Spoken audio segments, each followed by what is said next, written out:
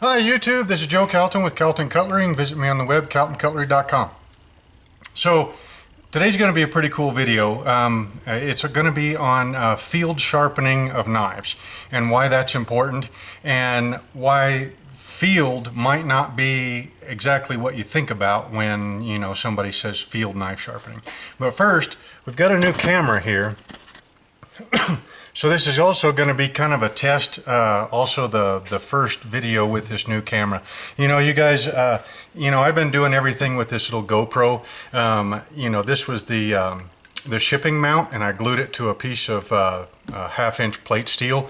And then, it usually sits up here on one of the shelves with an old truck mirror behind it so that I can kind of see what you're seeing. This right here, well, that one, the plug-in where you put the cord into the side of the camera and you hook it up to your laptop to be able to download the videos, it's starting to get kind of cantankerous, which it's a pretty old one. I think it's a Hero 5, something around there.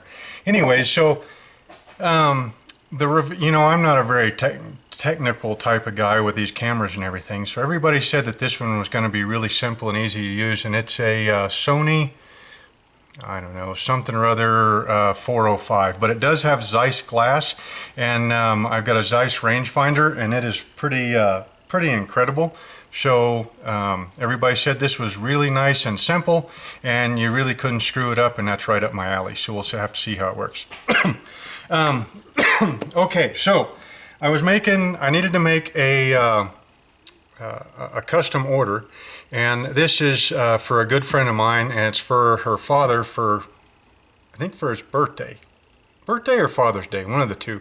And so it needed to be done this weekend. And so this is actually the second one of these that I've made where you've got a blade out of each end, and they share the same back spring.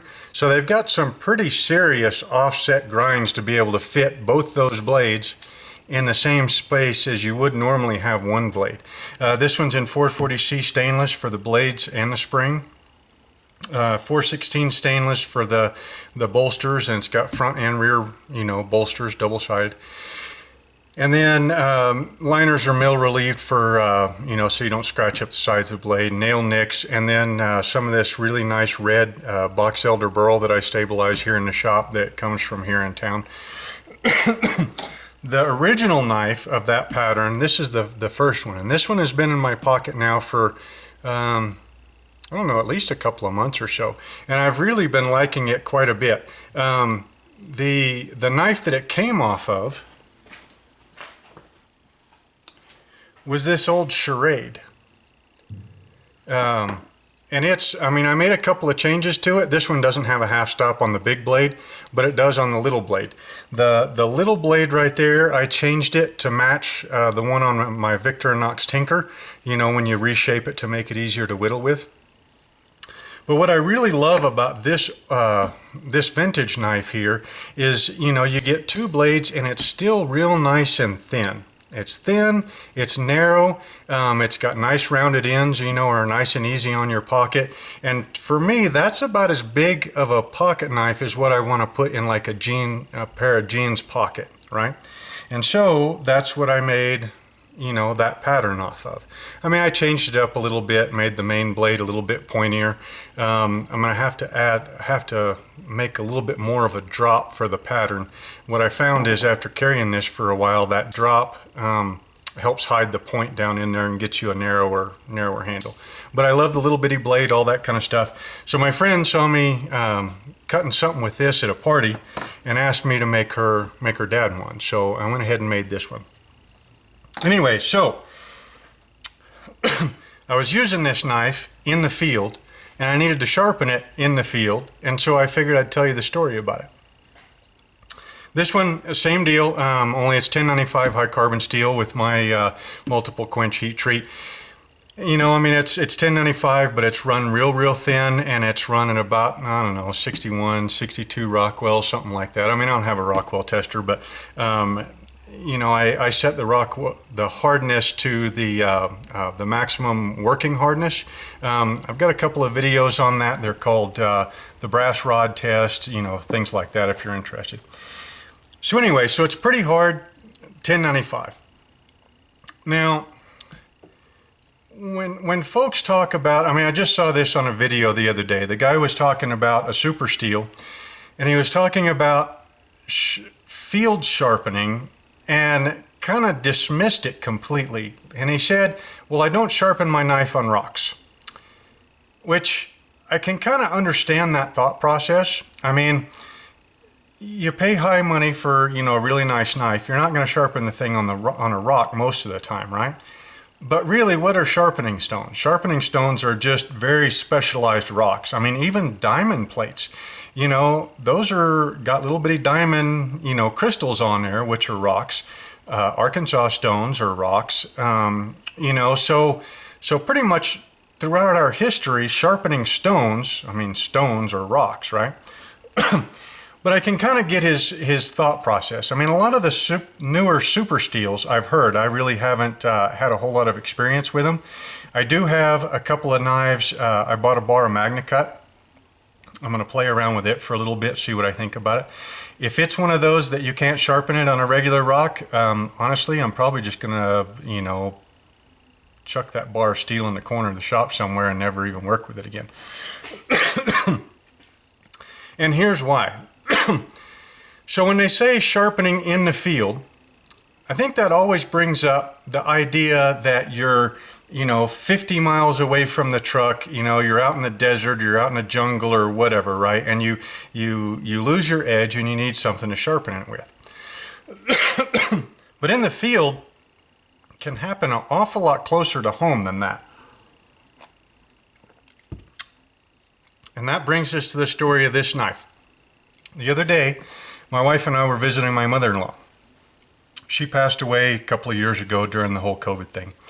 And so now she's resting in one of the cemeteries out east of town. So we go out there, and, you know, I mean, just the last couple of years, so it's still, you know, fairly fresh. And, you know, my wife, I mean, we go out there and visit her, and, you know, we go out there and she thinks deep thoughts, all that kind of stuff. So we get out there and we're sitting in the grass, and the grass had started growing up around the headstone, you know, and it hadn't been, you know, the cemetery caretakers haven't like edged it, you know, really nice to where it's staying off of the marble, I think is what the stone is. And then it's got like a cast bronze plaque, you know, that's bolted to the marble. So the sod had started coming up over the, over the marble. And so my wife, she says, you know, well, you know, we ought to bring something next time to trim that back. And I said, well, you know, while you're sitting here, I might as well, I mean, that's what I make knives for, is to test them and everything, right? So I pull out, you know, the big blade, I mean, that's only like, what, 2.5 inches long. And, you know, it had probably my favorite DMT 325 grit edge on it. And I start, you know, cutting that sod away from the marble. Now, like I said, I haven't worked with super steels, but when you're cutting sod, you're basically cutting rocks and sand and grit. I can't imagine anything is going to be able to hold an edge for very long cutting through sod, right?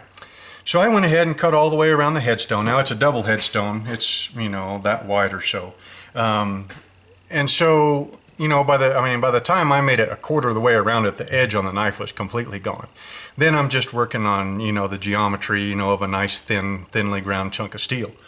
So I get all the way around it, trim it all up, make it look real nice. And then I look at my edge and I'm thinking, holy cow, that is worn down, right? I mean, I can see light just, I mean, it looked like it was that frickin' wide on that edge, you know, all the way down, just glinting light. And so I'm sitting here, and my wife hadn't finished with her visit yet. And so I thought, well, you know, nothing else to do. There was a rock right there handy. So I picked the rock up. Now, when you're sharpening on rocks like that, I typically don't do like micro bevels, okay, which is what my favorite edge is on that DMT 325. You bring it to a burr on one side, bring it to a burr on the other side, and then you refine the burr, and then you raise your edge up about another 15 or 20 degrees higher than your original sharpening angle, and you shear that burr off with just a couple of really light strokes. What that does is it gives you the benefit of a narrow edge, okay, but you know, for the most part, and then at the very tippy tip of that edge, you've got a steeper edge angle, which is what the micro bevels are. So you get the benefit of a nice thin edge, but then you also get the benefit of a little bit steeper edge angle at the same time. It's a really good edge. I love the thing, right? But that's not really the type of edge that you put on with a rock. Most rocks, and this one included, were not really all that thin, or are not really all that smooth, okay? So pretty much what you do is you pick a rock and you're like, okay, well that one is, you know, kind of smooth to the touch, but yet still feels a little bit kind of coarse on the coarse side. I mean, you can kind of grade them like sandpaper. You pick up a rock and you think, huh, that feels like 40 grit. Yeah, that's entirely too coarse. You pick up a piece of glass or a really fine rock like polished marble or something, and you're like, yeah, that's going to take me forever and a day, you know, to be able to do what I need done. So you try to pick a rock in between. So I found the rock, and let's say this piece, I should have grabbed a rock from the outside before I came in. Let's say this sprinkler system coupling is the rock, right? So since the surface of the rock is kind of irregular, you don't typically want to do edge leading strokes, okay? That is going to be an exercise in frustration, right? Pretty much what you need to do is you take your rock, and then on, you know, the side that you're not really going to be used for sharpening all that much, you drag the edge into the rock, okay, like you're trying to cut the rock, okay? What that's going to do is it's going to, first of all, if you have areas that aren't showing light, it's going to dull it to where you can show light. Okay, it's going to get rid of, you know, the stressed out steel that got impacted by all the rocks and the sand and the grit and everything that dulled the knife in the first place. Okay, now what you're going to do, and you guys are going to say, Joe, you never ever do plateau sharpening, and I'm going to say, yes, this time I did. A nice bright sunny day. I had a pair of, you know, my glasses or my reading glasses or something like that. But even at that, with as much light, you could see that glint big as could be, right? Now what you do is you stone strop on that rock, okay? Now that does a couple of things, okay? First of all, it's still abrading the edge, right? But now the irregularities in that rock, because it's not really a sharpening stone, except for the fact that we pressed it into that surface. Instead of the edge impacting all those irregularities, it's coming back over them, okay?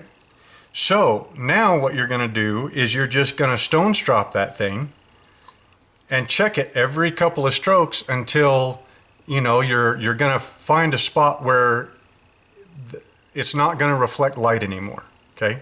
Probably in the belly first is where it's not going to reflect light anymore, because in cuts like that, this part right here is not getting used as much. It's the belly part here and it's the point. So in that belly part, when you can't see it reflecting light anymore, now instead of coming all the way back to here, okay, come to here, all right? Instead of coming all the way to here, come to here. And then you just keep stone stropping those areas until the whole edge does not reflect light anymore. Now, if you go past that and you do wind up bringing up a burr, you know, it's not the end of the world. This type of sharpening is not to make the knife as sharp as you can get it. It's to get the knife sharp enough so that you can finish your work or finish whatever you need to do before you make it back to the truck or the car or the shop or wherever you have real sharpening stones at, right?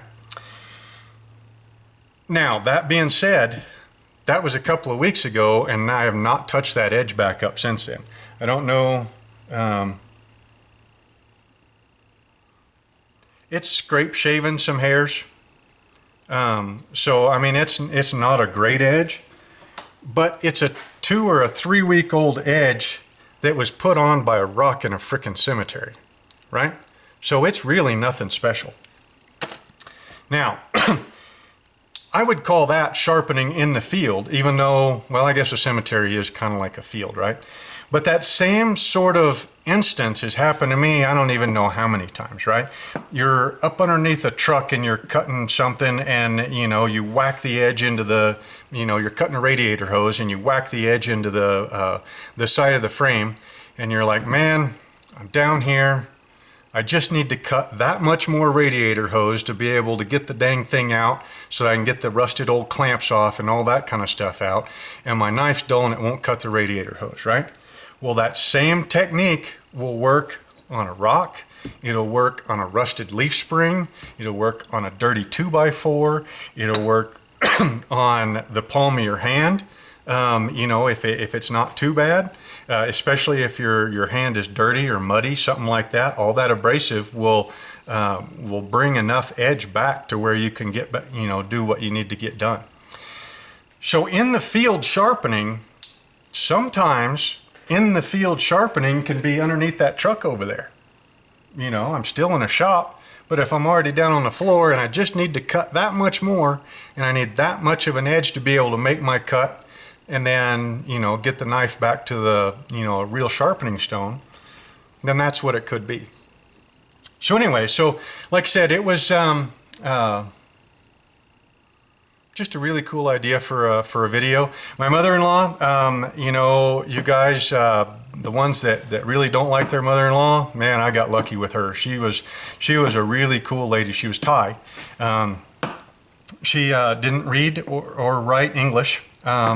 Never drove a car that I was aware of, but still just an awesome lady. It took me probably 3 or 4 years of being married to my wife before I could understand her completely, because she spoke English, but it was a really heavy accent an awful lot of times. And even back then when we first got together, I was already losing some of my hearing. And so it just took a while to get to used to, to be able to understand her. But man, I just couldn't have asked for a better mother-in-law. She was very supportive to Allison and I as, a couple. Pretty awesome grandma to our kids, and just all around cool lady. And so it was good to be able to visit her, and good to be able to take care of her headstone and do a knife test all at the same time, and shoot a video about the whole thing all at the same time. So maybe this might give you a couple of new thoughts about sharpening in the field, and how in the field sometimes is not 50 miles away out in the middle of nowhere. Sometimes it's, out in the backyard or at the cemetery or under a truck or something like that. Just something to keep in mind when you're picking steels and when you're practicing knife sharpening. So again, this is Joe Calton with Calton Cutlery. Visit me on the web, caltoncutlery.com. Hope you enjoyed the video. Hope this video comes out okay with the new camera, and we will see you next time.